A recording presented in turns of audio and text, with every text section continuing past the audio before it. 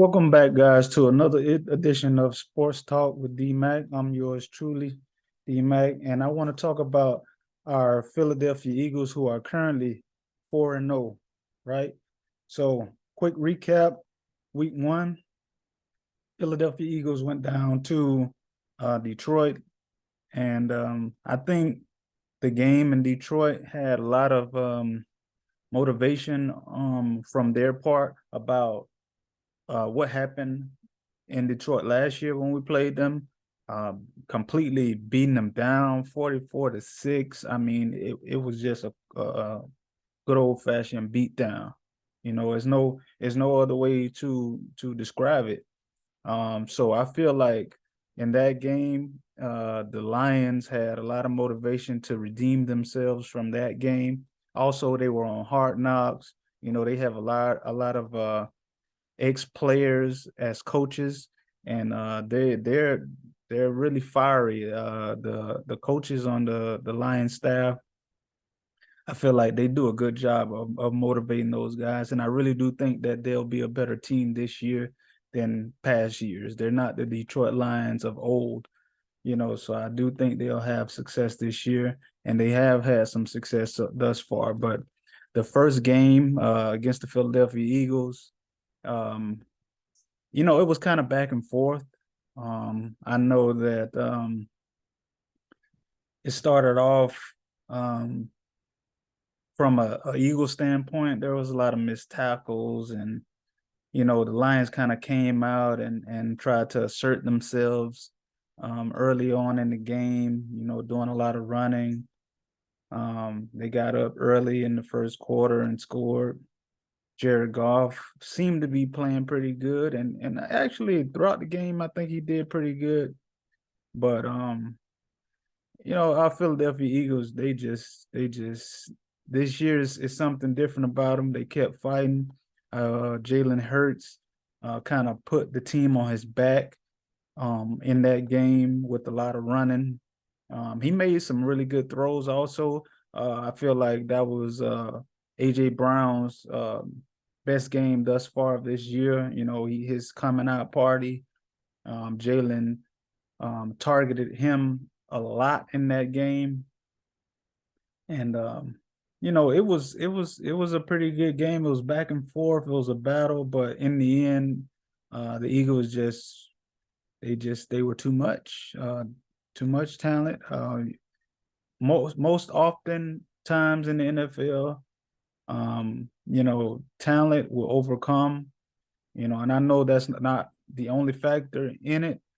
But the Eagles are just more talented than the Detroit Lions, and I feel like they've been more talented than every team that they played thus far, and probably the most talented team in the NFL thus far, to be honest with you. But anyway, we ended up winning that game. It was a close game. I believe it was 38-35, something like that. It was a close game, but week 2, Monday Night Football, playing the Minnesota Vikings. I feel like that game, the Eagles really wanted to come out and set a tone early. I feel like they felt like the Lions game was too close to comfort. So they came out with some urgency, and they got up early on the Vikings. I feel like Darius Slay kind of just shut down Justin Jefferson. I know that was a big matchup thing going into the game. How are the Eagles are gonna stop Justin Jefferson? That dynamic between Kirk Cousins getting him the ball. But Darius Slay was more than up for the challenge.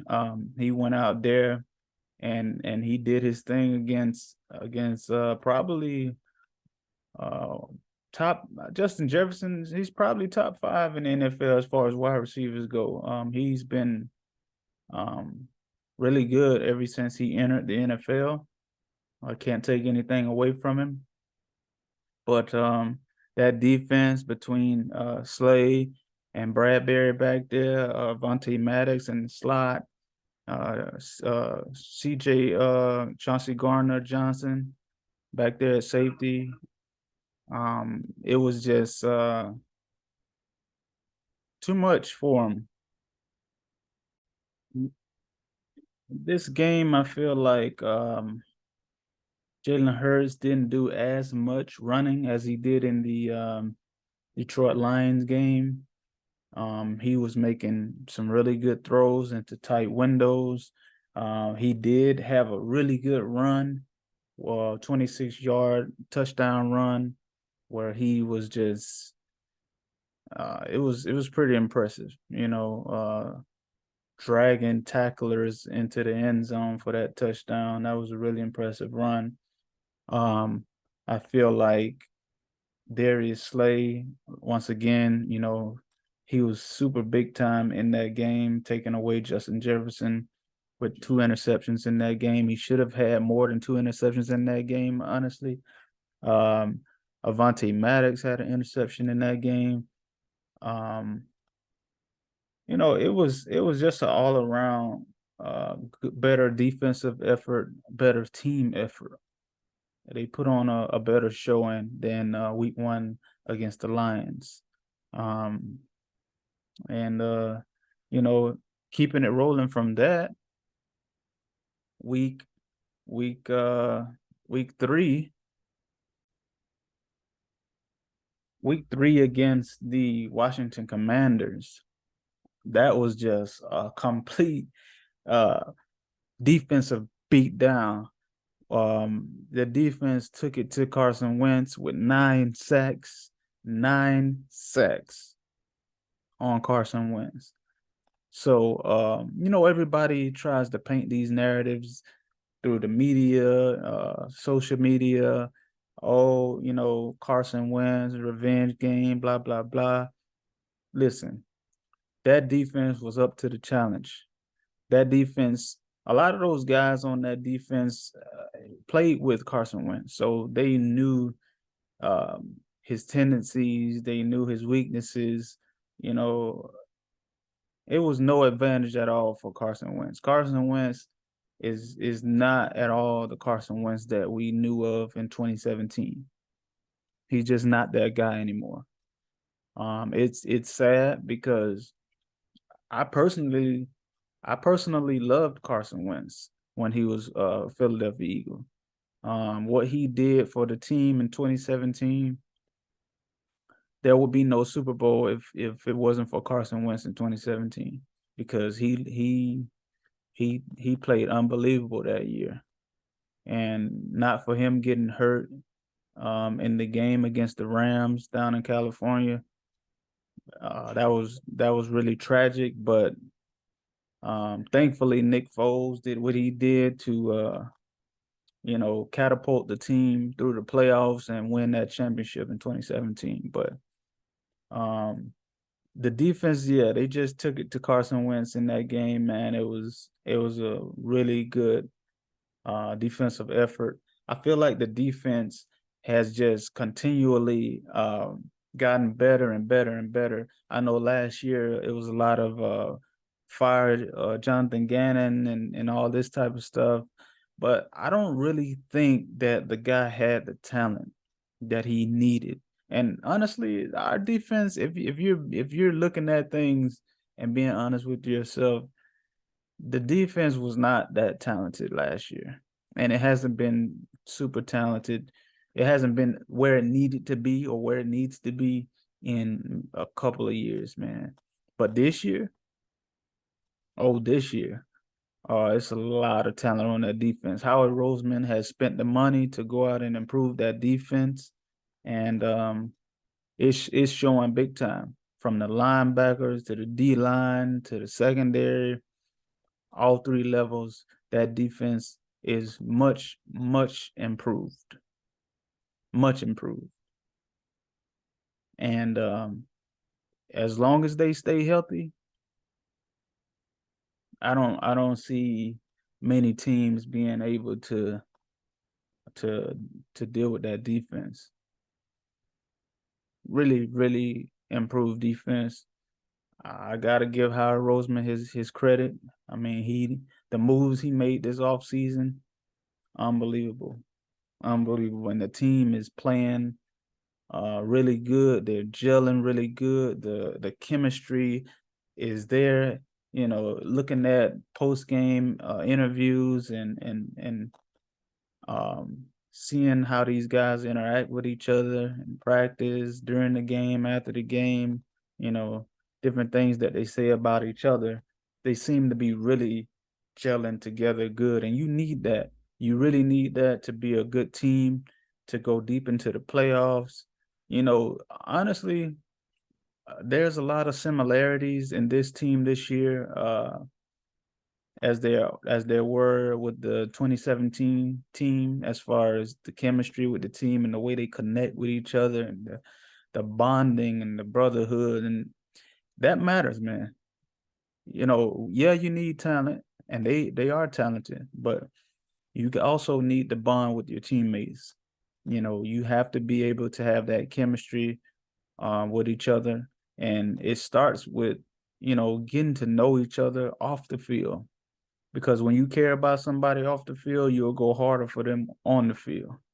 So I feel like this team is really um, onto something with that chemistry, But what they did to the Washington Commanders, it was just another beatdown, point blank. Period. They just beat down the Commanders.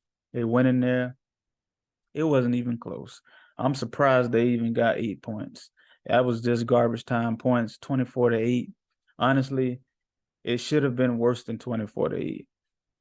If you watch that game, I watched every single Eagles game, every one of them. That game should have been more than 24-8. It should have been more than that, but it still was a beatdown. A lot of times the score doesn't necessarily tell you everything about the game. The most important thing is that we got the W. We won the game. That's the ultimate goal. But that was a beatdown. And then moving on to the most recent victory from the Philadelphia Eagles, playing the Jaguars this past Sunday at the Link. Final score 29-21. But the Jaguars kind of came in with some hype behind them. They had been playing pretty good these last couple of weeks. They beat the Chargers pretty good, and I think they came in with a lot of confidence, and rightfully so. I mean, Doug Peterson has those guys playing really good, and they came in confident. They got up on Philadelphia 14-0 really quick in the first quarter. It was a very rainy, windy game, so the elements were a big factor in the game. But those guys, they didn't flinch, they didn't panic. They just got back into it, score a touchdown, score another touchdown, get back into it, and then they started to lean on the running game for the rest of the game. They made a couple of throws here and there, but with the elements being what they were, you couldn't really throw the ball, as much as they probably would have wanted to. And that's okay, because with the offensive line that the Eagles have, probably the Eagles have the best offensive line in the NFL.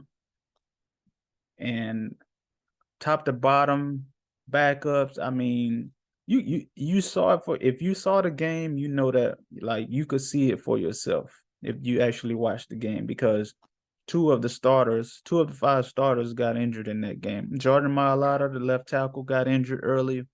He didn't come back. They put Jack Driscoll out there. I think they kind of helped him a little bit at first with tight end Dallas Goedert kind of chipping a little bit, or running backs kind of chipping on that side, helping out a little bit. But I feel like for the most part, he held his own. He held his own. They ran the ball really well. the Jaguars had the #1 rush defense going into that game, and the Eagles, they just came out and they got back up as far as points goes. They tied it up and then they scored again, and the running game was just dominant. They had over 200 yards rushing on Jacksonville. So you can say whatever you wanna about, this and that, or it's just the Jaguars, blah, blah, blah. The Jaguars are just like the Detroit Lions. The Jaguars are not gonna be the Jaguars that people think about of old. They're gonna be a much improved team. They got talent on that team. Now they have a real head coach who's gonna develop Trevor Lawrence. Um, he's gonna motivate those guys. He's gonna have the team believing in themselves, and that's what's going on right now. They lost to the Eagles, yeah, but I feel like as the year goes on, people are gonna see that they're not the Jaguars of old, and I feel like they'll have a pretty good year this year, just like the Detroit Lions. But the Eagles are 4-0, man, and I am super excited about that. And I can't wait until next week. Um, there'll be a little bit of talk again on the radio stations and Twitter and all that type of stuff about another revenge game because of Zach Ertz plays for the Arizona Cardinals and everything. But honestly, I don't really think that it will be a tough game for the Eagles.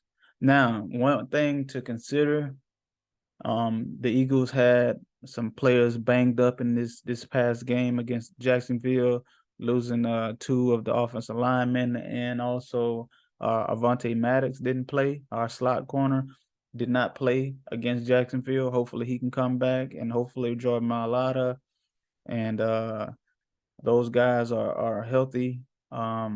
Hopefully Darius Slay plays in the game because he didn't play much in last Sunday's game. So I feel like we need to get those guys back. But even when those guys went out, I feel like once the reserve guys came in and got settled, I feel like they played pretty well. But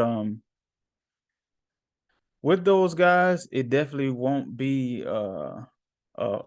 anything to worry about, any concern. I feel like they should beat the Arizona Cardinals because they're just a better team, honestly. But we'll see. I